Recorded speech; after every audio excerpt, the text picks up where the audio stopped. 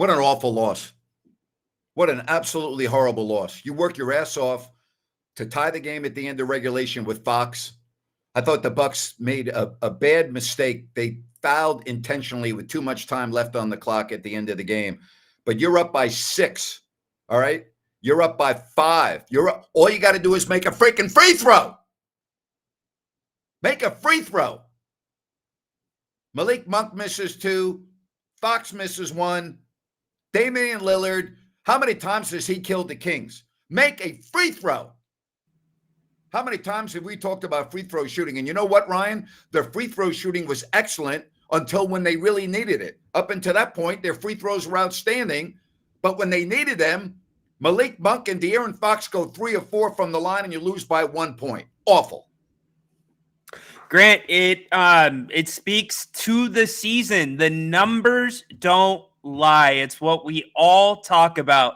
The Kings season free throw percentage, Grant, 73%. Yep. Or excuse me, 73%. They shoot 75. Right. 75% tonight. I mean, Malik Monk misses 2 free throws and Fox goes to the line. You know, I mean, at the very least, I mean, make one more free throw there and you're going to double overtime. I mean, you can't lose that game. You had that game. First of all, you score the first 6 points of overtime, and then all of a sudden you're down by 1, but no problem. You recovered. You're up by 4. You have a chance to close the game out at the line. Make a freaking free throw. Unbelievable.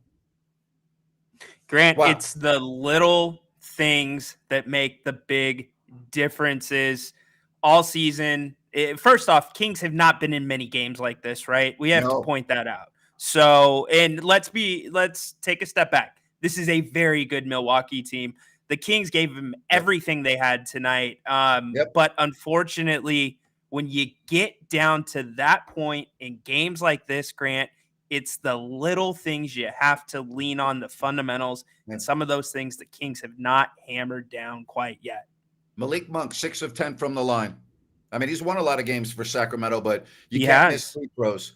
I'm going to take first of all, I don't disagree with what you said. Milwaukee is a very good team, okay? However, you came into tonight's game, having been in Milwaukee last night, watched the Bucks play a game down to the end, a close game with the Warriors. Then you find out before the game that Chris Middleton is not playing because of rest with his knee. So you missed one of their most prolific players that's off the floor, okay? Now, you lost Keegan Murray in the second half, and that proved to be a big loss for Sacramento, as much defensively as anything. The biggest positive that I saw tonight was Kevin Huerter. I mean, I know he made a bad foul on Lillard, you know, to get 3 free throws that put the Bucks up by 1. But then the Kings recovered from that. But I love that's the Kevin Huerter I'm expecting to see on a more regular basis, though. Yeah, he played with a different swagger, Grant, and partially that's because of the minutes he played, right? It's easier to get in the flow of a game, but once he turns it on, it's hard to turn off. So he makes it a different team for this Kings team when those shots are going in. And I got to tell you, Mike Brown gets kicked out of the game. Those technicals. Now, I know I don't have a problem with getting kicked out, but what I'm saying is when you analyze a 53-minute game, you look at everything. You know, you look at everything. You have to. You have to. I mean, I'm looking at just even in overtime when Jordi Fernandez called the timeout in between Giannis's first and second free throws. Yeah. That left the Kings with only 1 timeout left. They could have possibly challenged that call where Malik was saying the ball was off of the Bucks. They didn't have the timeout to do it, and the rest is history. Yeah, that's a good point. I'm only going to say this. Giannis, not a good free throw shooter, and had been struggling from the line in this game.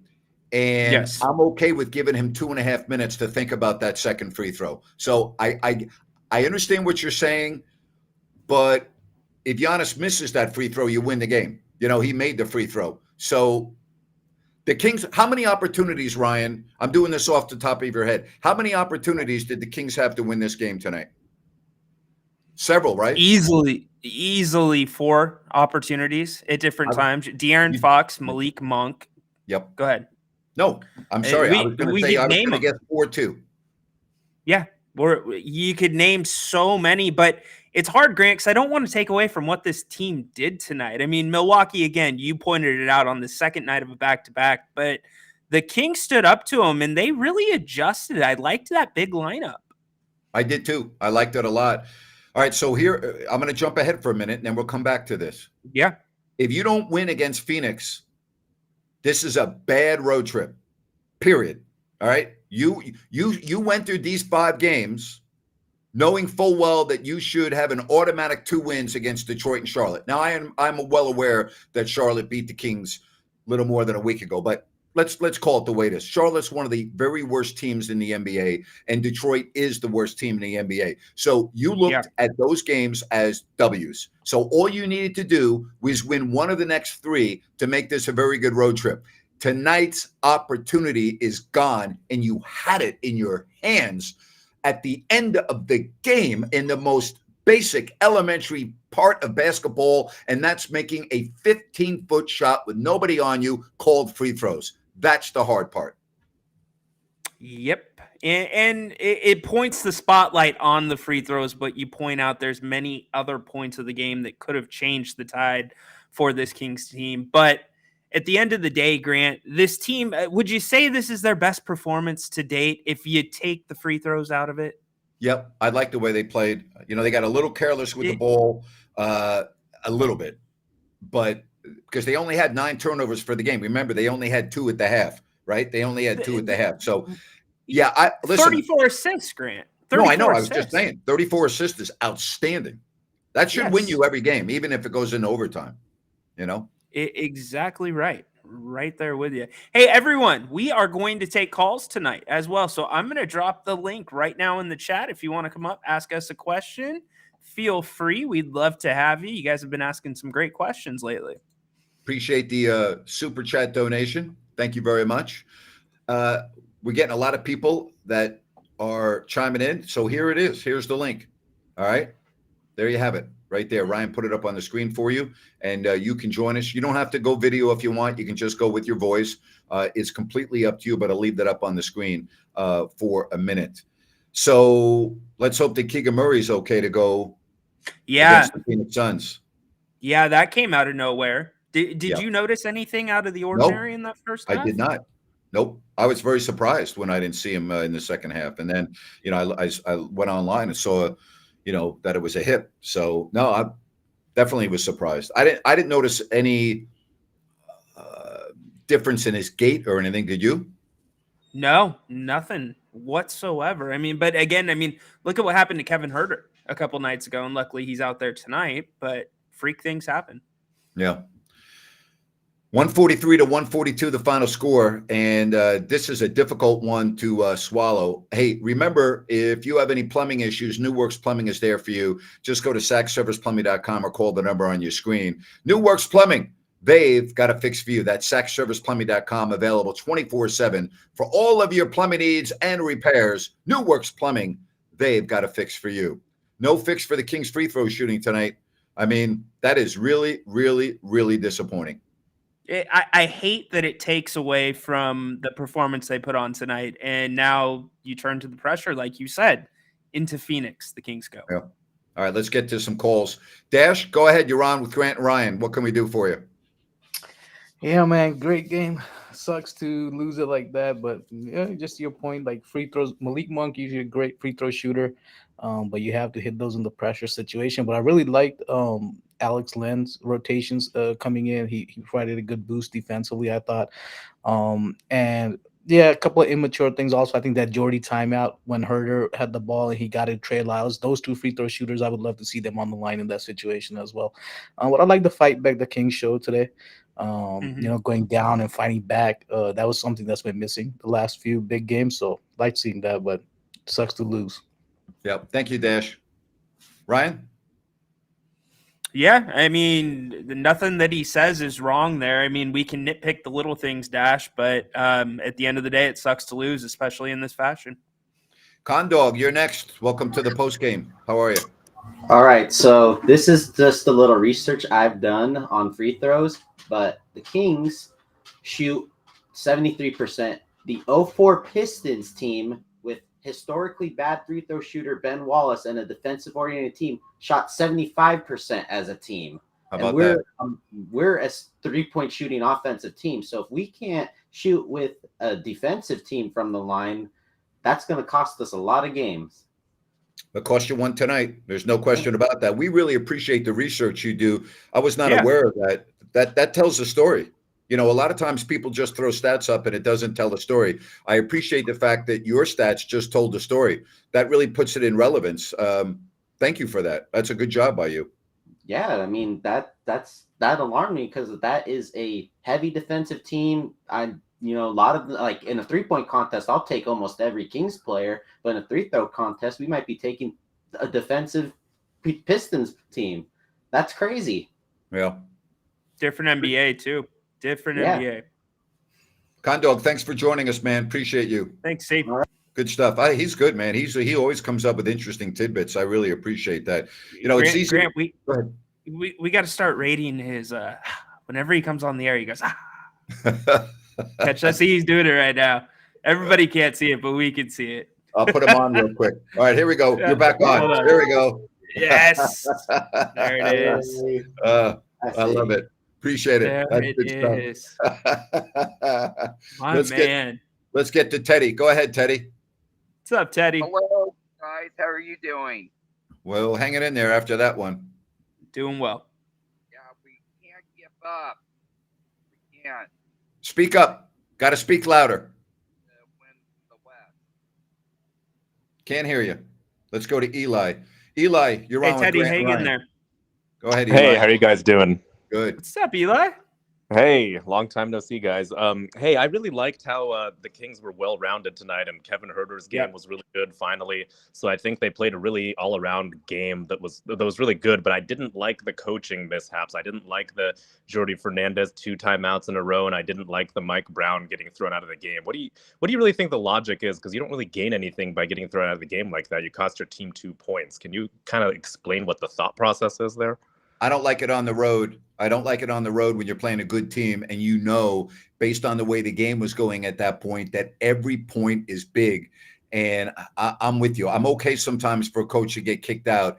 But when you're playing a team that's better than you on their home floor and you know it's a tight game, losing 2 points there is just devastating to me. Not devastating, but it's not good. All right.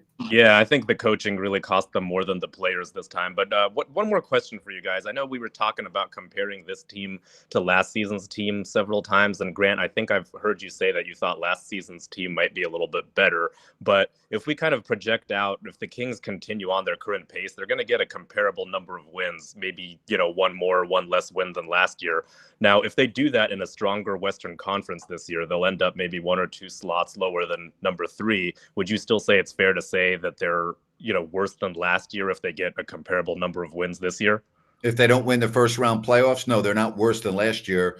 I think it's a neutral season. Like, I don't think you moved a step forward in that situation. Personally, I think the Kings. You don't think they kept up with inflation, Grant? That's a good way of putting it. Hey, I'm just asking. I'll say this to answer your question, Eli. It's a very good one. Personally, I don't think the Kings could beat any of the teams ahead of them in the standings right now in the playoffs, with maybe the exception of Oklahoma City because of the way they match up, and it will be Chet Holmgren's first postseason. I don't think they could beat Minnesota. I don't think they could beat Denver. I don't think they could beat the Clippers. Okay, I don't think they could beat New Orleans in the playoffs. And so and again, this is with the roster that we currently have. I don't know if Monty McNair is going to make a trade, but based on the roster and the way it looks right now, and based on what they've done as we approach the halfway point of the season, I don't think this Kings team, and Jerry said this the other day, and I think he's spot on. This team is very close. They're right on the bubble to being a top 6 team. Mm-hmm. And you know that you don't want to be in a play-in tournament. It's too risky. All right. Especially with a team that doesn't shoot free throws well. So I think it's imperative that this team is a top 6 team. Yeah, I think they'll do that. And I agree with you about the Clippers and the Pelicans. I don't think they'll beat them, but the other teams they have beaten. So they're not beating Eli. They're not beating Denver. Come on. They're not beating Denver if they have Jamal Murray and Nikola Jokic. Let's get honest here. They're not beating Denver. Yeah, okay. But it could go to like 6 games or 7 games potentially. Yeah, but that doesn't get you to the second round, Eli.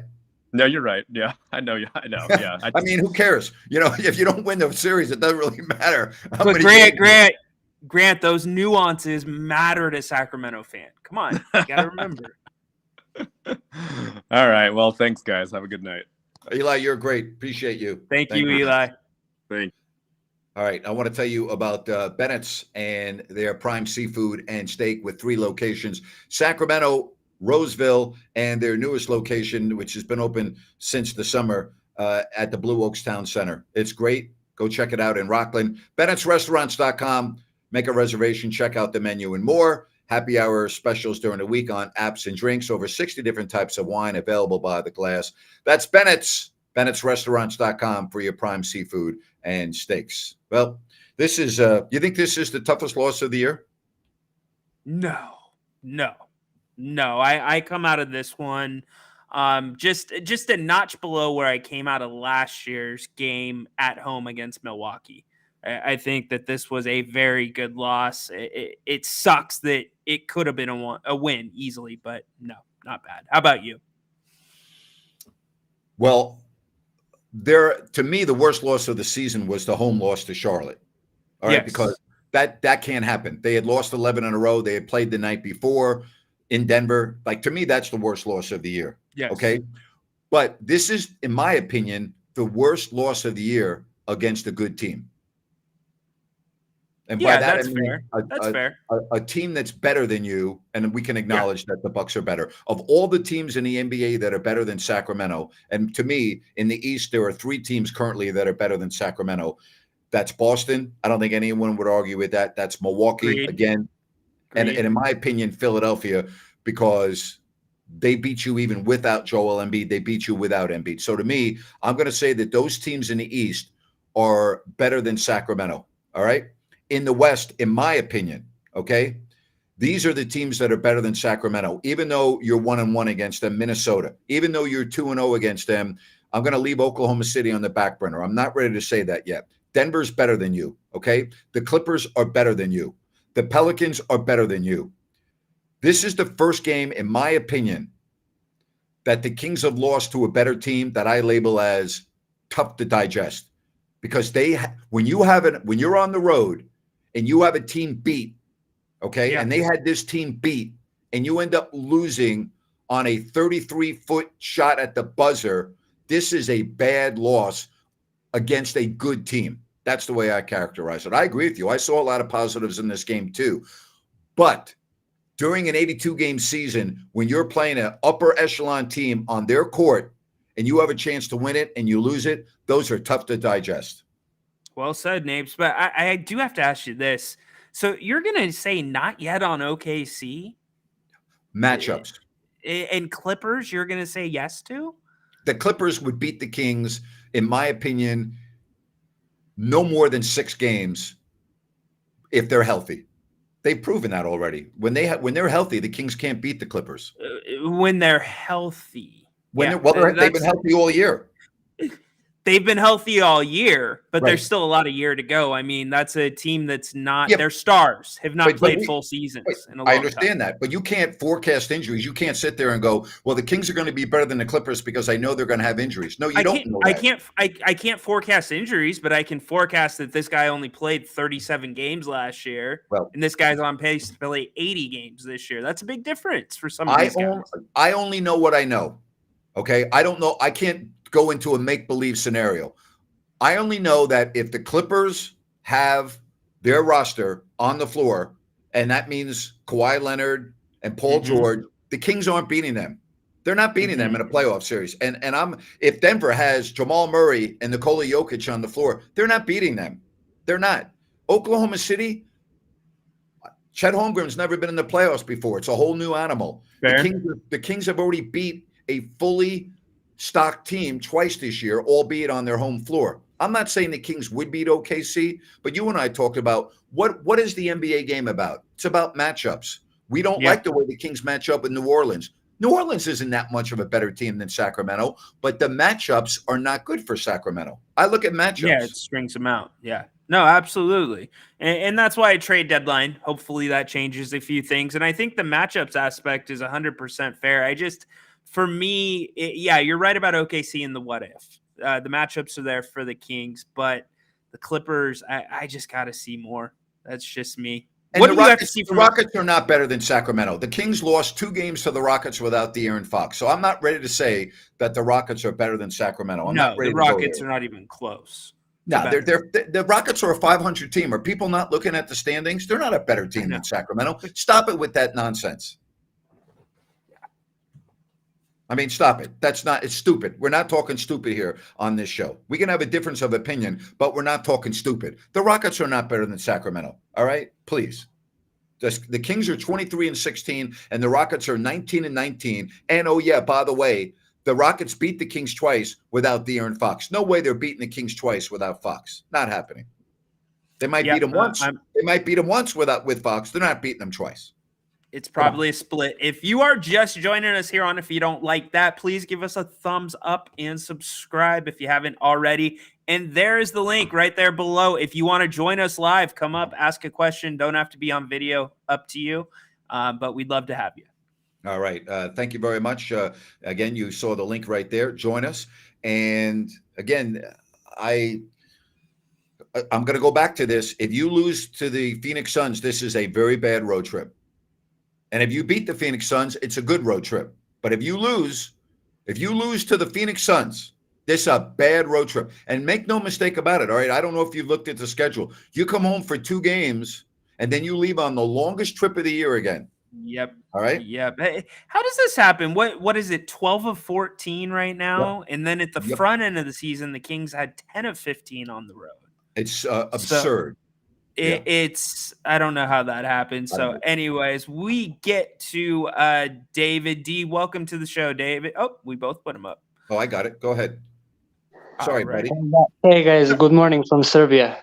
Oh, hello there. Hey. Dobro jutro. Just had a quick comment on the Mike Brown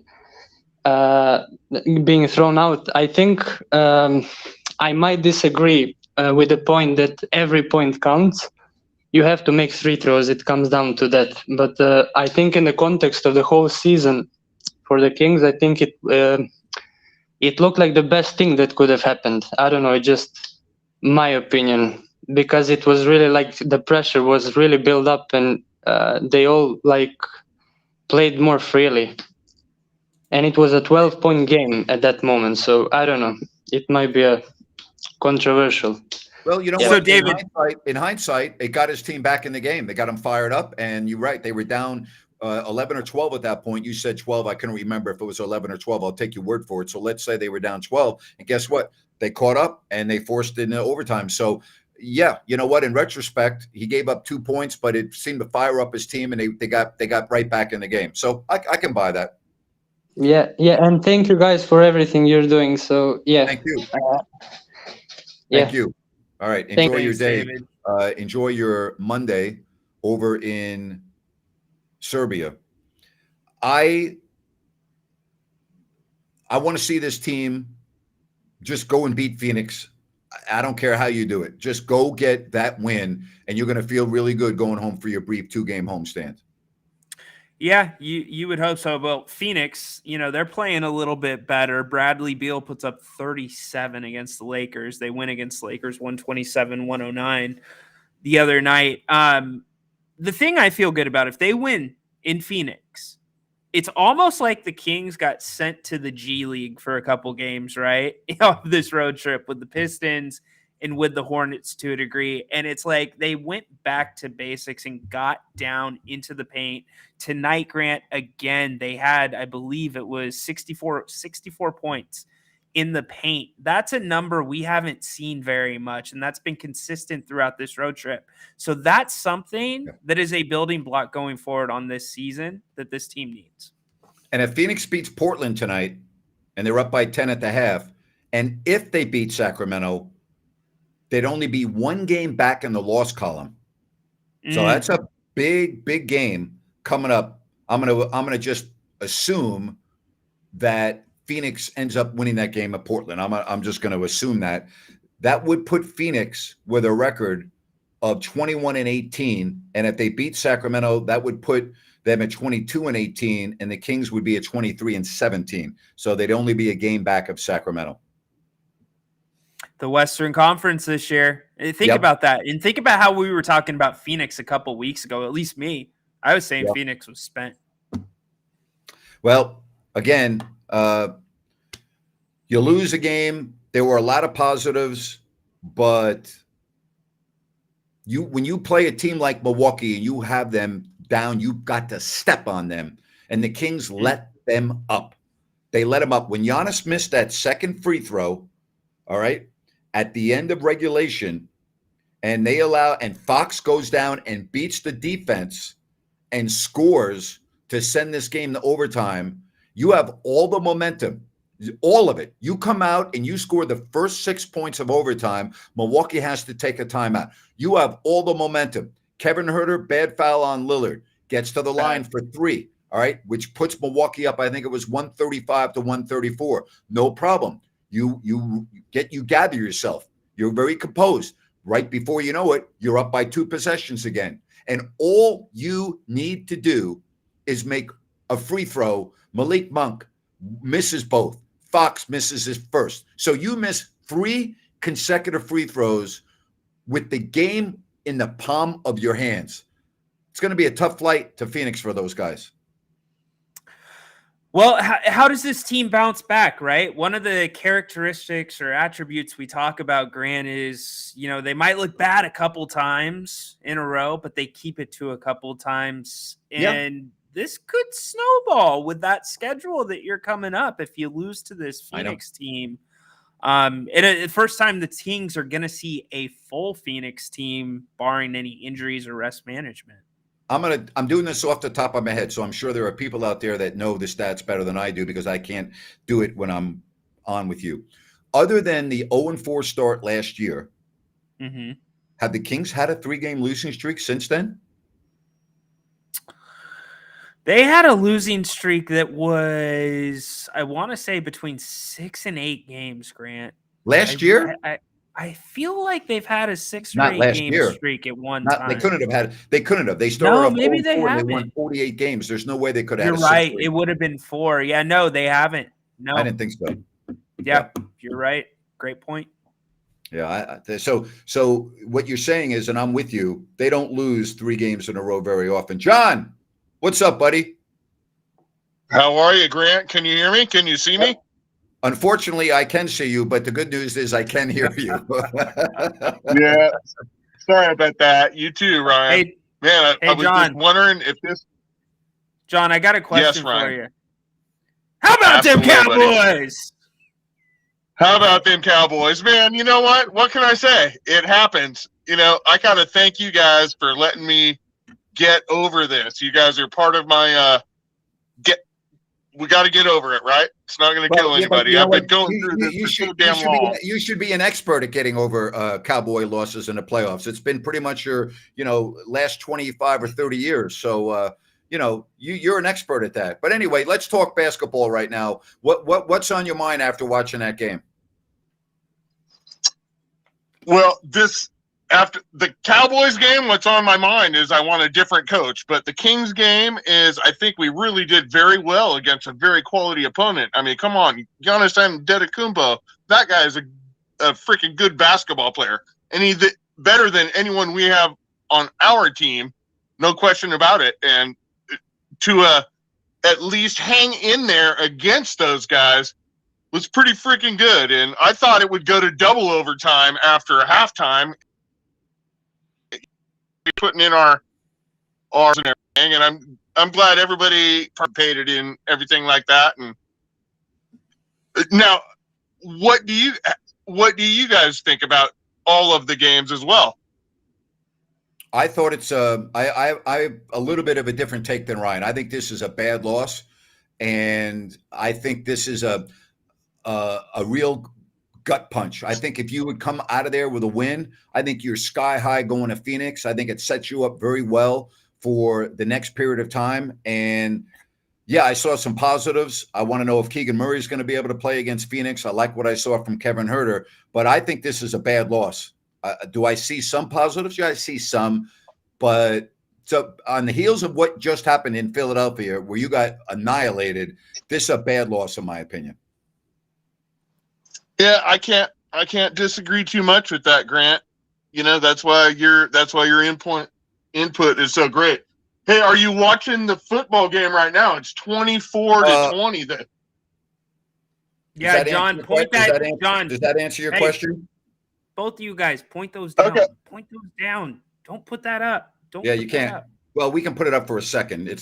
Putting it up for a second is not going to get us in trouble, I don't think. All right, so John, here's the deal. All right, it's a bad day for you, so we're going to let you go. I want you to relax. I want to keep your heart rate down. I don't want anything bad to happen to you. You had 2 bad losses today. All right. I know it, Grant. Hey, everything's going to be okay. It's a whole new year.